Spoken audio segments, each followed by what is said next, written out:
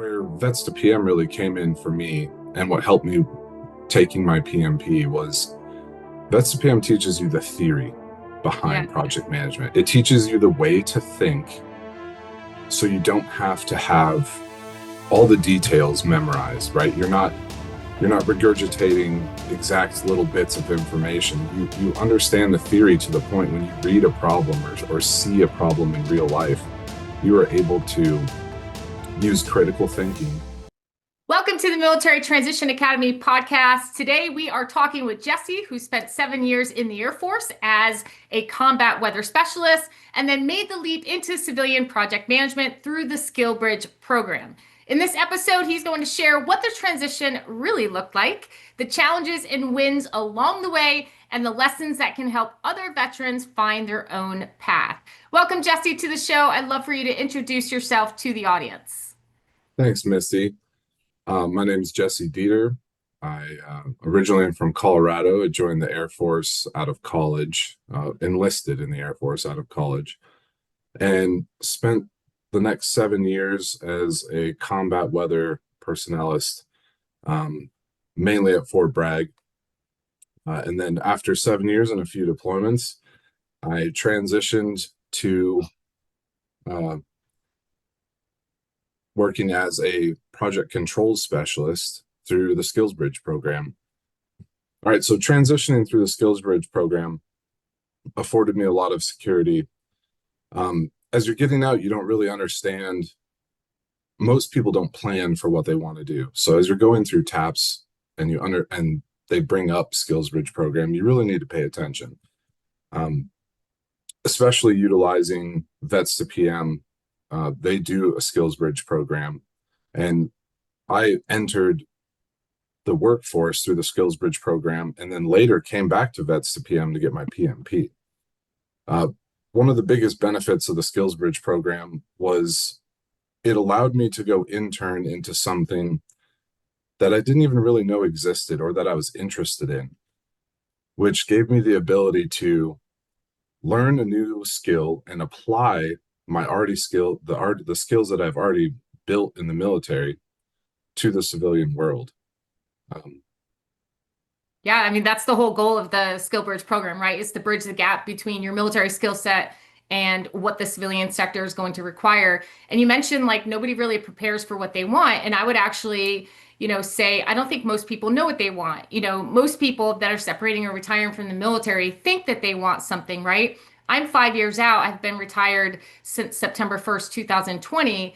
And I'm honestly really just discovering what it is that I truly want for my post-service career. So the SkillBridge opportunity is just one opportunity in your military transition that will help you discover what you want, or sometimes it'll help you discover what you don't want. And so take us back. So 7 years in the Air Force, you said you enlisted enlisted out of college. Why did you decide to separate after 7 years? For me, after 7 years, it was really family oriented. I had missed the birth of my daughter, wasn't around for the first probably 2 years of my son's life. Our ops tempo was pretty high at the time, and had a really bad deployment in Syria towards the end of 2017, 18. And that kind of told my brain, my heart and brain were arguing with each other. I loved my job. I loved every part of the Air Force, but I knew that I could serve my country in a different way. Mm. So as I transitioned out, I was looking for something that was still meaningful, that I could apply myself to the country's needs, and be around for my family. So as I left, I got a great opportunity to do an internship through the SkillsBridge program with former AECOM, which is now Amentum. And that project controls experience, I had a mentor as I was getting out tell me that if you wanted to be a good project manager, you had to really understand cost, schedule, and risk. Yes. And the best way to do that is by being a project controls specialist and working with a PM. Because as you become a PM, you really get to see you can see the people that were project controls before they became a PM because they understand what their project controllers are telling them. They understand the theory and the information and why it's important and why the way the information is delivered is important. Just like in the military, we have intelligence analysts, we have intelligence briefings. Well, that's the project controls part of project management is understanding those nuances of what's driving the project, what's making the project slow down or speed up or cost more, or when you're coming to a risk adverse area within your plan. Yeah. Um, so understanding the project control side of it was great. Um, Yeah, and and it's then important too. Like in the Air Force, like me and you both served in the Air Force. We had 3 levels, 5 levels, 7 levels, 9 levels, right? Well, when you think of project management, it's very similar to that. We have the entry level, we have the mid level, we have the senior level, and then we have the specialties across the project management realm. And so when military members say, "Well, I'm not sure if I want to be a project manager," that's great. Every professional is going to manage projects in some way, shape, or form. So you actually don't have to have the title to manage projects, right? I was a human resources business partner, and all I did was manage human resources projects, but that wasn't in my title, right? It was definitely in my job description, but it wasn't in my title. But in order to be an effective and efficient human resources professional, I have to understand benefits, I have to understand pay, whatever it may be. And that is the same in the project management career field. So if you think about project management based on the iron triangle, scope, schedule, budget, while maintaining quality, you'll have to know the ins and outs of what it takes to gather those requirements in order to understand, and estimate how much it's going to cost and how much, time it's going to take, along with knowing your resources and risk, all while trying to maintain some sort of compliance, governance, and quality. And so you're not just trying to find a project management, job, because there's a lot more out there, like project control specialist, project associate, project administrator. I mean, you name it, they're out there, right? yes, and I think one of the biggest misnomers coming out of the military and people looking to get into project management, right, is that they go, well, to take the PMP, I have to have this many hours of project management. And people don't understand that as a military member, you're managing miniature projects Oh yeah. constantly. Um, Even just getting a simple, you know, piece of equipment from point A to point B, or hey, S1 just asked for all this information from everybody. Well, you're building mini projects and doing them all the time.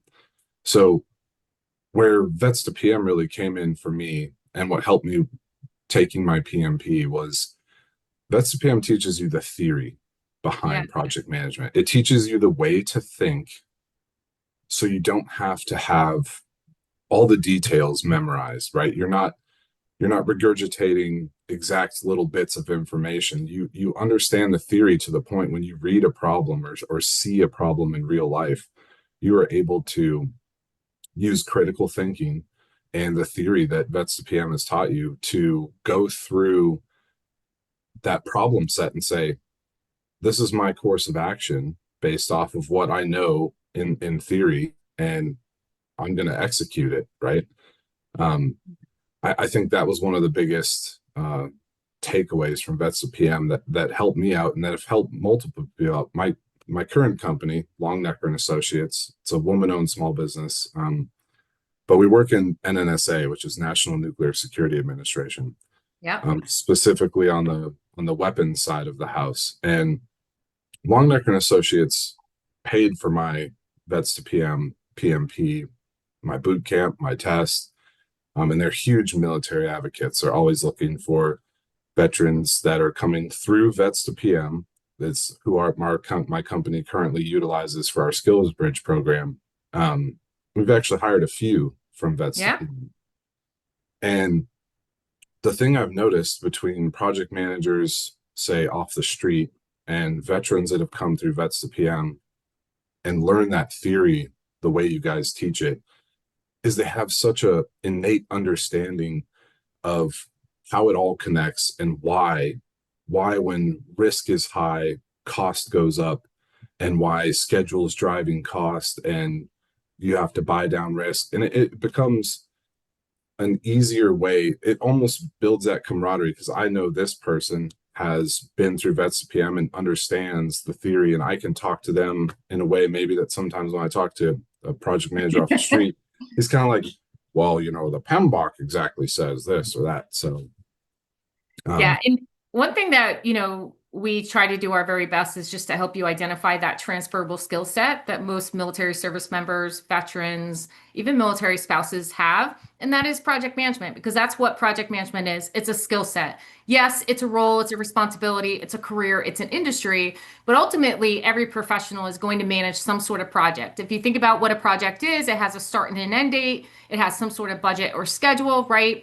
And you're managing resources and quality, and you're trying to create this unique good service product or result. And so you're going to have a specific scope, schedule, budget, and quality standards. Boom, that's a project. So if you think about that definition and you apply it to what you've done in your career, even when you were in the very beginning of your career to the end of your career, you manage projects, big or small, right? Complex or simple. And that's what we do in the civilian world. A lot of civilians will, there's a lot of rhetoric on LinkedIn that says, not every military member is a project manager. Okay, that may actually be true, but when people say, well, you have to be a technical expert in order to manage projects, that helps. But if you think that a project manager has to be a technical expert, then we need to look at the team composition, because the team is supposed to be the technical experts that are set, they're there to do the work, right? And to help us figure out how to do the work. And if the project manager has to be a technical expert, now they're in the weeds and they're not managing the actual project. We manage tasks, we lead people, right? And so that's what we at Vets PM, for the last 10 years, that's what we've really been trying to teach people. It's the mindset of a project manager, selfless service, right? The buck stops with us. We are accountable. We know our shit, right? And we're resilient and we know how to manage risk. And that's why veterans make effective and efficient project managers 100%, right? And one thing I that you like to say is that we're very adaptable. Why is adaptability important when it comes to project management? honestly, that's one of those skills that transitions over. And like you were talking about, we come from the military and all we've done is adapt to constant change, right?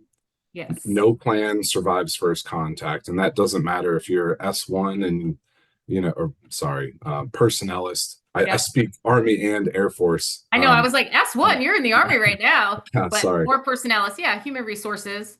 Right. And you are under constant change, right? Be here at 5. Oh, no, it just changed to 4:30. Oh, no, we need to be at a different location at 3. Or the adaptability is key in project management because there's always unknown, right? You have your assumed unknowns, and then you have your Yep. unknown unknowns. And it's going to go awry, and it's okay to fail. And that's where the skills that we bring from the military, you might not be a project manager, but you're going to learn how to do it through failure, right? Yeah. um and that's how we learn everything, is under pressure. When we actually fail, we say, we do reflective thinking, right? Part of critical thinking, and we look back and say, okay, this is how I should have done that. And that's how you build your project management skill set, is going through it, failing, and using those skills, critical thinking, being direct and professional. That's one thing that I've noticed in the civilian world. People are somewhat afraid to question, right? Leadership. We're not. No, right? We're, And and sometimes we maybe do it without a little tact, but that's okay. yes, I've been there a few times, and it's served me well in my civilian career. Same. Some people won't like it, but true leaders or true managers of projects are going to value that a lot. I call it the 10th man rule, right? If 9 people in the room are agreeing on something, be the 10th person to question it. just so that everyone rethinks about what's happening and is this the right course of action? Is this the right way we should be executing this project? Yeah, a lot of people say if it's not broke, don't fix it. That's actually not always a really good thing, to follow. Is just because it's not broke doesn't mean that it can't be done effectively or more efficiently, right? And one thing Right. that I've seen, working in the civilian sector, when I'm with veterans and where I work, there were only a few, but when I'm with veterans, like we have this innate ability to see like past plan A, B, and C. Like we can connect the dots. We also understand secondary and tertiary effects, right? Yep. And that's just because we've always been taught how to do that. There's not one way to do something. We're always taught to have plan B, C, D, E, F, G, right? And so and we're able to sort of see like before it even occurs, like one thing that I think benefits me, and I learned this when I was a senior master sergeant working at A1, and we were, working on Iraq drawdown and Afghanistan drawdown and stuff like that. Someone would always ask me, "Can we do that?" And so the civilian that was in charge of manpower and personnel, Glenn Maggard, I'll never forget him, he would ask me, can we do that? Is there an Air Force instruction, a regulation, a law that says we can do that? Because that's the first step, right? To make sure that we are ethical, we're legal, we're moral, right? Can we do that? And then he would ask me, okay, we can do that. Should we do that? What will Right. be the overall impact if we do that? Because just because we can doesn't necessarily mean that we should, right? And then he said, if we do that, what can happen? What are the three good things that can happen? And what are the three bad things that can happen? Well, what was he teaching me? Risk management. Yep. And that's what us veterans do every single day. We are not only managing task leading people, but we're also thinking forward to what can happen and how are we going to figure that shit out when the shit does hit the fan, right? Right. Well, Another thing that us veterans do really well is that we can identify the difference between a problem and an inconvenience. And I think that's where we shine in the workplace. Do you agree? I agree 100%. I think you hit it on the head too. I mean, looking at the way we plan things, right? Whether it's having MDMP, the military decision making process, beat into us, or always thinking pace, right? Primary, alternate, contingent, emergency. We have these Wow, courses you of are full action. army right now. Yeah, sorry. We, No, we, it's good. we, It's just, it's like, it's crazy that, that you speak army too, but obviously, what you did. But as soon as you said all that, because I, teach army all the time. And so I hear that all the time. But I love pace. I take pace into my world. So, well, and looking at it from, okay, even from an Air Force point of view, right? We as military members are given so much responsibility, and we have to understand how everything's connected. And that translates over to project management so well because we do look forward, right? We're eyes forward on the problem. We're looking yep. at how it's the second, third order effects. And that thought process, along with the theory that Vets PM teaches you for project management and those critical thinking skills is really why veterans shine at project management. And the myth needs to be dispelled that just because you're in the military doesn't mean that you're going to be a project manager. Well, it's given you those soft skills that when you do step into the role and start, working, you're going to have a leg up on a lot of people because even just stress management, right? Stress management. You we deal with stressful situations and the military makes the simplest things stressful, right? There's no shit. There's times where you're like, this should be the easiest thing in the Yeah, world, this but really we're is going to not make that it complicated. right. But we're Yeah. going to make it so stressful. And not even if you've never deployed, right? But airmen, military members are constantly making or dealing with, life or death decisions, right? Yeah. Whether you're air crew or you're, you mess something up as a personnelist and mess someone's pay up, and it could mess a lot of things up. So when you look at it, when we come out into the civilian world, we're not making life and death decisions, right? And it gives us a leg up in the stress management world, and being resilient. And you can see a lot of people in high-end meetings on a project that's not going right, just melting down when you're sitting there going, well, let's look at the problem and figure out, you know, what course of action we can take to correct this, or at least make it better, right? Like you Yeah. were saying. Yeah, Um, it's like the difference between a problem and an inconvenience. And I yeah, know that when I was a project manager at Continental Tire, I know that this is what helped me, manage projects is because they would look at not getting the building permit on time as a problem. No, that's an inconvenience because we are an effective and efficient project team, we've already planned out a risk. That's an inconvenience. And so now let's go ahead to our risk register, identify that risk, figure out how we're going to carry it out, and we're going to overcome. The one thing that I used to tell my project teams is we have 1 minute to sit around and witch about this. But that's yeah, it. Because we need to either plan out a risk because we've overlooked it, or we need to carry out our response. And then when it comes to like stress management, I actually reframe it now. It's like we're really good at pressure management. yes, So, like,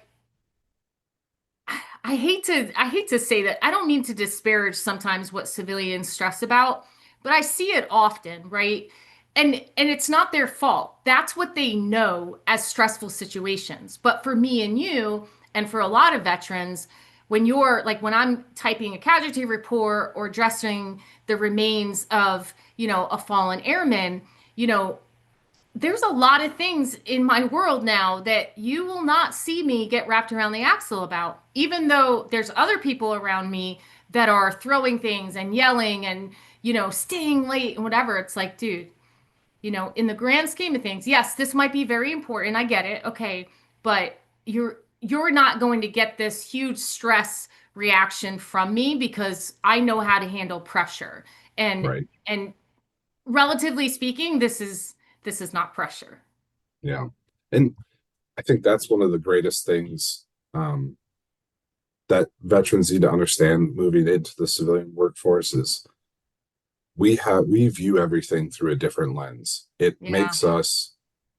It gives us a leg up, but it also needs to be cautionary to the point where, you know, that difference in how we view things can come off to some people as that they just don't, maybe they see us in a different light, like, why doesn't that affect you so much? Or Yeah. I mean, people used to tell me all the time, you don't care. yeah, Okay. yeah, Well, just because I'm not, throwing my fist on the table or throwing something, I don't care. But we do have to remember that, like, relatively speaking, this is not pressure. Relatively speaking, this is not stressful. Relatively speaking, this is not life or death.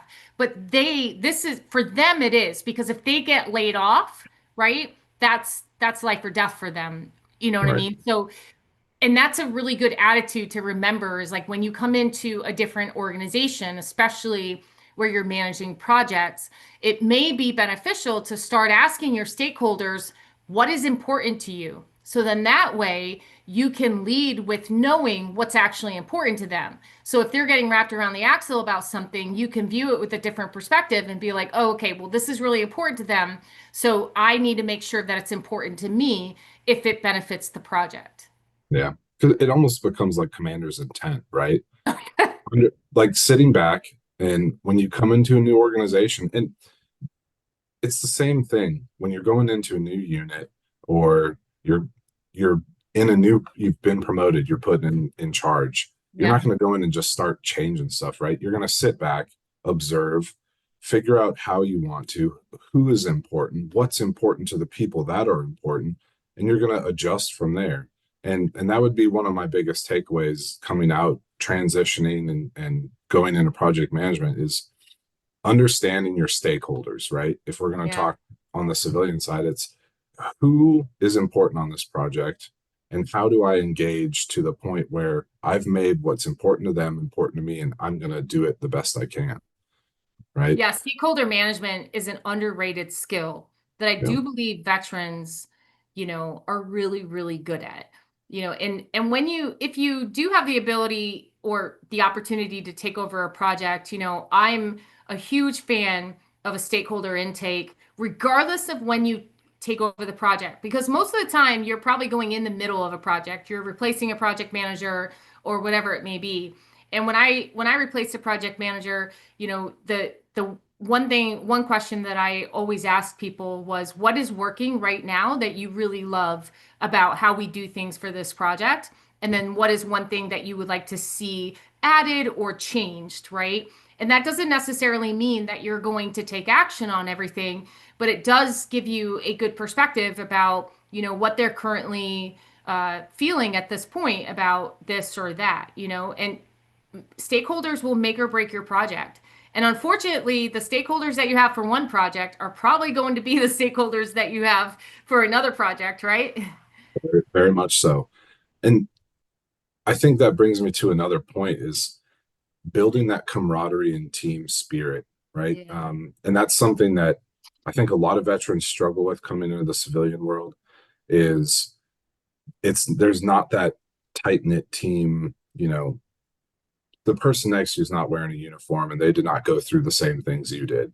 So every project you essentially have to build a team, right? You have to come together and understand each other and go through some crap and figure out how to best operate. And what's been one of the things that made me so successful in project management is not thinking because I am, let's call it higher rank, right? Or in a Yeah. positional authority Like your position. hierarchy. Yep. Yeah. That I understand or know more than everyone else. Because, like you said earlier, it's not about me being the subject matter expert or me being the technical expert. It is how well can I utilize all these great people around me and what can I do to make them more efficient and better at their task of getting this project complete. And that starts from the ground up. Understanding, especially planning projects, right, is understanding, say, how an iron worker does his job, Yeah. going out and viewing that, or understanding how estimates are built and the time it takes, or how they built it. That really allows you to communicate effectively as a team, which I think makes you successful. And that's one of the reasons military members are so successful is because we, as a staff sergeant, you're working with A1Cs and senior airmen or E2s and E3s, right? And they might have a master's degree Yeah. and they might be very smart and understand, program X very well or have built multi-million dollar facilities before and decided they wanted to serve their country. So not allowing your team to become great at communicating and giving them the room, the breath to Yeah. um, express their knowledge and opinion, and then bringing everyone together to that one common goal of finishing the project is very important. Yeah, I mean, it's a super simple and basic leadership tactic is that you want to make it about them, Yeah, and they should be talking more than you. And as a project manager, you're there to manage tasks, but you're there to lead people. And when we talk about managing tasks, we're just talking about, I mean, very simple, like the RACI matrix, right? Who's responsible for this task? Who's accountable? Who do we need to consult and who do we need to inform? And so, for the most part, we're going to be accountable to it because we're the project manager. But there's going to be a lot of other people that are going to have their hands in the pot. And I used to tell my project teams all the time at Continental Tire, do not make second floor decisions for first floor personnel without going to the first floor and understanding their environment, their ways of working, their obstacles, impediments, or blockers. Because when we're on this project, it's easy for us to sit in this project war room and make assumptions and decisions, but we have to go down to the floor, whatever that floor is for you. We have to go in sort of like Gemba, right? Go to the source, go to the place and make sure that we are really taking into account how this unique good service product or result is going to impact their lives, whether it's advantageous or whether it's in a negative way. Yeah. And putting it into a military reference, that's like, and no offense to officers, right? But that's like having that's like having an officer that's never been in the field tell you exactly how to do something in the field, and you know you can't do it that way, but they're adamant about it. Um, Yeah, and I that's think, why a lot of people are like, "Oh, let me, let me join as an officer and I can, tell people what to do or whatever." And it's like when you're a lieutenant, hopefully you have a really good senior NCO or, tech sergeant or whatever that is in your service that takes you and say, no, you're going to go load bombs with us, or you're going to sit here and do this reenlistment contract, or because yep, you need to know in order to be able to advocate for us, speak for us. I mean, in my career, I've had two fantastic lieutenants that just 100% got that. They came out of the academy, and you hear all these, you know, sort of perceptions about academy grads, and they were just amazing because she wanted to take, like she wanted to sit at the military personnel flight and do the customer interactions, right? She wanted to do a reenlistment contract. She wanted to do this, wanted to do that. She wanted to be on the deployment line, and because she wanted to make sure that she actually knew what we needed and what we wanted before she was trying to speak with the rest of the force support staff. That's what really good professionals do. That's what effective leaders do, but that's especially what project managers who are effective and efficient do. yes, yep. And project management, like you said, is such a leadership role, but it's a situational servant leader role, right? It's a blend of being a servant leader to your people around you, but also situational. And like you said, understanding that you might need to let the NCO or the expert take charge of one section, uh, or let them run with it for a little bit and figure out exactly what we're doing next, because you don't always have the answers, but being that overall leader and understanding that you don't have to rule with an iron fist, um, I think makes projects successful. Yeah, and being likable is the number one trait that a project manager needs to embody. Right, Like, if you are a likable human being, right? And I'm not talking about just really good at what you do, but like being likable, like, people feel good around you, or you make people laugh, or you have empathy and the appropriate amount of sympathy, right? Being likable, I mean, it truly will make people do things for you, and I, I think I'm not trying to be cocky or arrogant, but I do think that, when I went into a $42 million construction project as a project manager, I knew everyone on that team did not think that I deserved to be the project manager. But I immediately, like, I'm starting to bribe people. I'm bringing in treats, I'm bringing in there candy, you right? go. And then I'm asking them what they want, what they need. And then eventually, after 30 days, I mean, I got people coming in on a Saturday, helping me open the building for our, contractors, or telling me, hey, you take the day off. Like, if people truly see who you are as a person and they know that you care, they're going to be more productive than any iron fist, any hierarchy, any rank will lead to, because yeah, being likable is huge. And that's why, unfortunately, some veterans come in and thinking that they know a better way to do it. Like, you have to remember, and we had another podcast guest, and it was the best way that he described this. And I'd love to hear your opinion. But we always talk about, you'll see on LinkedIn, it's like we think as retirees or whatever, especially someone who's served 20, 25 years, we should be able to go out into the civilian sector and achieve like a conducive or equivalent sort of position, right? Right, And he said, okay, well, flip it. What if you had a civilian that was out in the civilian sector for 20, 25 years and then joined the military? Should they be an E8 or an E9? Because that's the equivalent. right. And I was like, oh, that is such a good way of putting it. No, they need to understand the organization first. So maybe they're going to start at a mid-level position so they can understand the ways of working, the operations, the culture, the climate, right? Right. And then get to know the organization as a whole, as far as like OPAs, like policies, procedures, whatever it may be. And then you progress. It's the same way for us, especially in project management. Like you may not be able to get that project management role right away, and it's probably beneficial that you don't. Let's come in and understand the governance and the PMO and the strategic, framework for managing projects in this organization so I can be effective and efficient. 100%.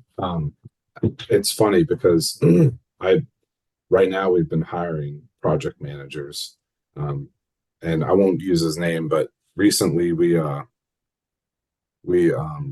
sorry, we we we were Project manager, interviewing we always were looking at the phone. sorry, it was No, you're good. project superintendent. We were hiring a Marine, or we were looking at hiring a lieutenant colonel from the Marines.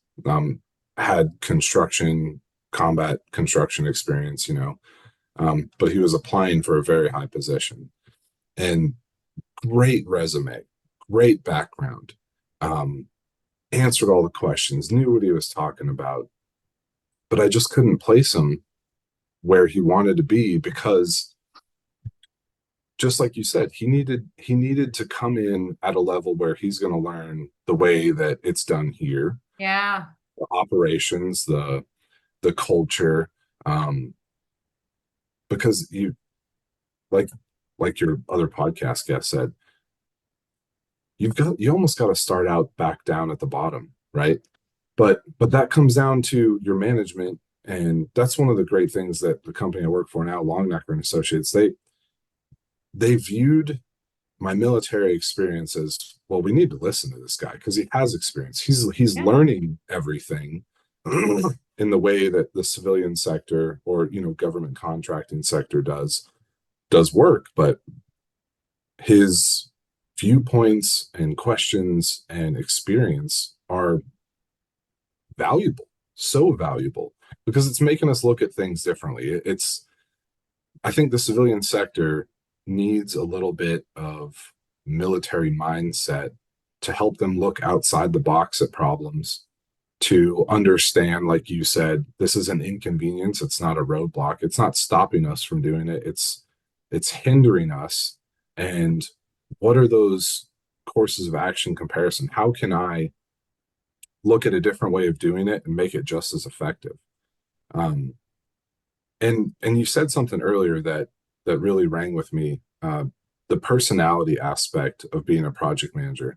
One of the best experiences that I've had in the military was working with and for a retired master sergeant. His name is Miguel Rosado. Um, and like you said, when you first came in and no one thought that you should be the project manager and you were kind Yeah. of bribing them, I learned that, going to the motor pool and trying to check out Humvees, being Air Force showing up to an Army motor pool to get a Humvee, you don't get served, right? That they're going to give you the thing with that barely runs, or they're like, oh yeah, yours is the one broken down over Yeah, there. exactly. Um, but it's Oh, showing up. that just brought back a whole bunch of Iraq stuff. Yeah, but Sorry. but but it's Dang showing up it.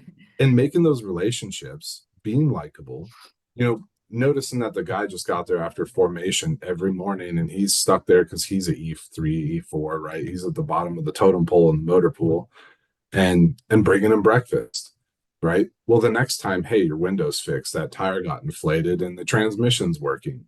And you go in to check that Humvee out and you're like, hey, Sergeant, what's going on? He's like, oh, hey, I got your Humvee working. Thanks for those donuts last week. Yeah. And like you said, that really, I think military members have that, or we build that type of skill set because we have to move so often, whether it's units or PCSing, and having new people and different cultures coming in all the time because we have people from everywhere Yeah. across the world that are serving. Right. So you learn how to be emotionally intelligent and view people in a different light, which I think sometimes in the civilian world isn't done at the same rate that we do it in the military. So that's one of those soft skills coming out that really helps veterans become project managers is being able to look at people, assess them, right? Understand where they're coming from and be emotionally intelligent enough because most of us have become supervisors, right? You've Yeah. supervised troops and you've written, you know, EPRs and we understand that everyone's different, everyone views everything differently, but we naturally are able to, because of our service and the way that we've been trained, bring people together as a team for to complete a common goal. And I think that's one of the biggest things that's helped me. Yeah, and I think the last thing that this world needs, especially in project management, but just in leadership in general, are fearless leaders. I don't need you to be fearless.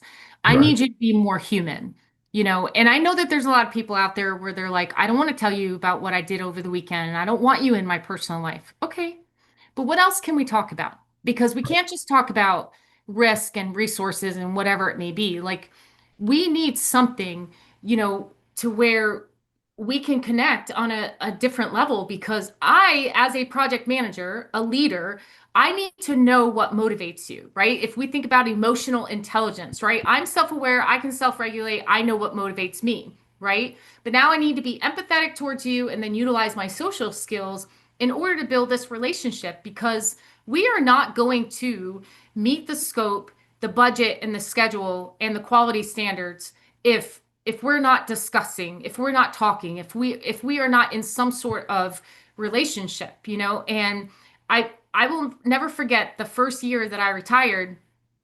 So I retired in September, and so Thanksgiving was the first holiday. And it was really weird. I remember waking up on Thanksgiving Day, automatically checking my text messages because I was so used to in the military for 20 years getting a whole bunch of text messages, whether it's from my supervisors, my commanders, or my direct reports. Happy Thanksgiving, happy Turkey Day, who's watching the game, right? And I just remember looking at my phone and being like, well, there's nothing, and Yeah. then I put it down and I was like, well, I'm going to go first. Okay, I'm going to go first. So I sent out a text message to my entire team, Happy Thanksgiving, and I put a meme in there, right? And then Yeah. everyone replied back and it was great. I mean, it went on for a little bit. And the next day, like when we came back to work, I think it was a Monday when we came back to work, they were like, I've never gotten a Happy Thanksgiving text from my leader. I was like, and I didn't want to say Wow. anything. I just said, I love getting holiday texts. I love getting, text messages and reels about absolutely nothing. So if you guys ever want to send me something, please go ahead and do that because it really makes my day. I was like, especially if I wake up to it. And Oh and yeah. to me, that is the empathy and the social skills of emotional intelligence. We focus a lot on self-awareness, self-regulation, and motivation, but we forget that we have these interpersonal skills of having empathy, right? Knowing that everybody is fighting in a fight club that we know nothing about because we don't talk about Fight Club, right? And then, do you know that reference, Jesse? Oh yeah. Okay, 100%. good. Want to make Yeah. sure because sometimes the older I get, my references don't match anymore. Yeah, and then also, regardless of what people say, and I'm just going to call out people that say they don't want, to form relationships. Yes, you do. Everyone wants to belong. It's Maslow's hierarchy of needs. Everyone Yeah. wants to belong in some way, shape, or form. And so I do believe that that's where veterans shine. So as we wrap up, Jesse, you talked a lot about SkillBridge and stuff. What did you do while you were in the military to prepare for your military transition? All right. So I knew that I did not want to come out and be rushing around trying to figure something out. I started about a year out when I knew I was going to. I took a no notice deployment to Syria, and which extended my contract from the 6 years to the 7 and 9 months. But um, I knew that I wanted to really start figuring out what I was going to do. And I had family members that have worked in project management as a government contractor, DOE, environmental management. And I knew that my skill set would complement that, but I needed to learn it. So as I started getting out, I started planning where I wanted to move to, what companies um, had positions open in SkillsBridge program, and pay attention in TAPS. I know that it is death by PowerPoint, and half of it doesn't really uh, seem like it's going to matter to you, but a year out, you're going to be like, oh man, I wish I remembered, or I wish I took advantage of Yeah, and these if you programs. truly dive into the resources that they give you, not just what they on the surface, but if you dive into the resources that they give you truly have a lot at your fingertips. TAP gets a really bad reputation. It's not meant to be individualized. It's meant, Right. to be a general sort of resource for transitioning, right? And we have to remember that people are transitioning in that TAP program at totally different levels. And that's why we have senior TAP for some people. Yeah. But, TAP is a beneficial program. And if you go into TAP with that attitude of what am I going to learn? And also, what can I learn that may not benefit me? I may not need this, but that I can, share with my veteran community. Yes. And I'm very passionate about bringing veterans and helping veterans transition from the military and come into the civilian world, especially in the government contracting side of the house. Um, Working as we'll call it a federal contractor, right? Um, we we can't get enough of the military experience, especially in project management and even in project controls and estimating and just like everything we've talked about. It's those soft skills and the training and the resiliency and the critical thinking that we bring. And project management isn't um, it's not a book, right? Even though we've Yeah. made it into a book, it's not a book. It's a learned experience through failures and successes. And you're going to build that up as you transition out and into those roles. Um, but SkillsBridge program, utilize vets to PM to get your PMP. And I'm not there's a ton of places you can go to do a boot camp Yeah, but lots of good programs. I'll be honest with you, I think every boot camp out there on the market, all of our competitors, whatever, like if you go through it and you follow the plan, you'll earn your PMP. right. What do you think is the difference? I mean, I can talk about the difference all day. Well, What is the and difference based on your experience? and I'll tell you, I've compared boot camps because we've had employees that have gone through other boot camps, and um, it's really the way you guys teach the theory that drives.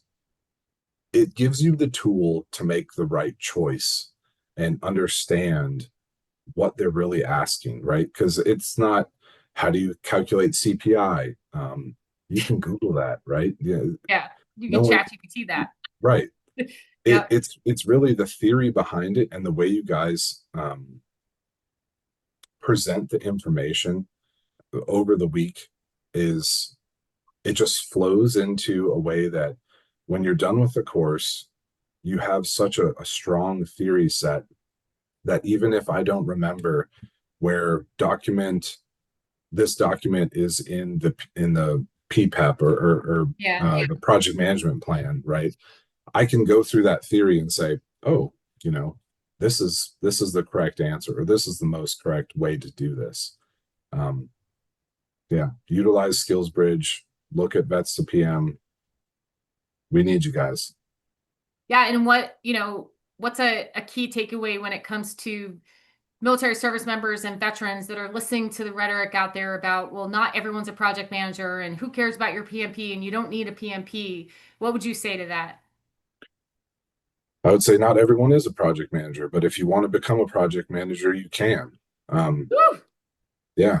And I think the PMP is a certification to say, hey, I've done my homework. Now give me the opportunity to show you what I can do. Yeah. And the PMP, just like, in project management, we talk about different types of knowledge, right? Like knowledge management, whatever. And like there's tacit knowledge, that's the experience, that's the real world, right? And Yeah. then there's explicit knowledge, those are the facts, the figures, whatever. And so when you get a degree, then that is more like explicit. That is the factual, that's the stuff that can be codified, whatever, right? Yep. When you go out in the world and maybe you utilize your degree or you do something, now you're getting experience. That's that tacit knowledge. Well, if Yep. you look at the PMP requires that you already have 36 to 60 months of project management experience. So that is that tacit knowledge. Yep. And then you take a boot camp, this 35 hours of project management training, and now you're getting that explicit knowledge. You combine those, and you are a force to be reckoned with. And then, in order to keep your PMP, PMI, Project Management Institute, the credentialing authority, requires you to complete 60 PDUs, professional development units, in different categories that's going to help you upskill as a project manager. So a lot of people think it's all about getting this certification because it can get me this job and increase my earning potential. Yes, but it's also about the credential itself. You are required to upskill and professionally develop in order to maintain this globally recognized credential that is historically hard to get because the exam is not simple, right? And Yeah. so it's not just about getting certification after certification, degree after degree. It's about combining that tacit and that explicit knowledge so you truly have not only the knowledge and the foresight to manage projects, but you have this experience that you can speak to, and that's what makes you credible. Yes. 100%. And take it like our CDCs and actual on the Yep. job training, right? That's what it is. We're combining that hard learned knowledge, the book knowledge, and the field skills together and saying, hey, you've done your homework, you've trained on the job, and here's a certification. Um, and like you said, it's a continuous improvement, right? You keep growing. I've learned more stuff after my PMP Me about too. project management, risk management, cost and schedule, EVMS, which is earned value management systems. It it is a great tool to start you on a path of higher learning for sure. Yeah, and I will tell you, my PMP didn't get me hired, but it definitely got me promoted. Yeah. So, like, as Yep. far as because they were able to see that tacit and explicit knowledge when I was a human resources professional.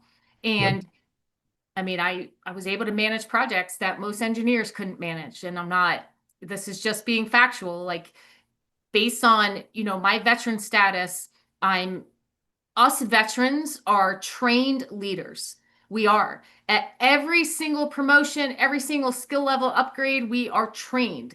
And Yep. so we have this tacit and explicit knowledge that truly makes us a unique value add that you're not going to see in a lot of civilians because professional development and leadership training is just not that important because what does it cost? Time and money, right? But Yep. the military knows that human resources are the resource in order to get the mission done. So, Jesse, if people want to connect with you, how can they connect with you? You can message me on LinkedIn or you can reach out at jdieter@lna.com. And we'll put that in the show notes. Last words? I just want to say thanks to Vets PM. You guys really helped me understand the theory behind project management and apply my skills from the military.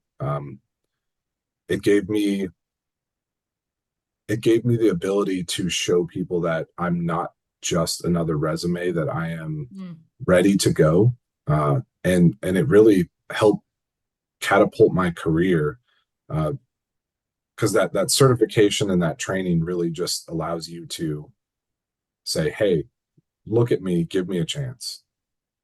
Yeah, and you came out of the military with all of this competence and earning a PMP and really knowing your unique value add gave you the confidence. And when you combine competence and confidence, you are definitely going to achieve a meaningful and lucrative post-service career, whatever that means to you. So you did the work, Jesse. Thanks for trusting us and thanks for feeding into the veteran community. Definitely. Thanks, Misty.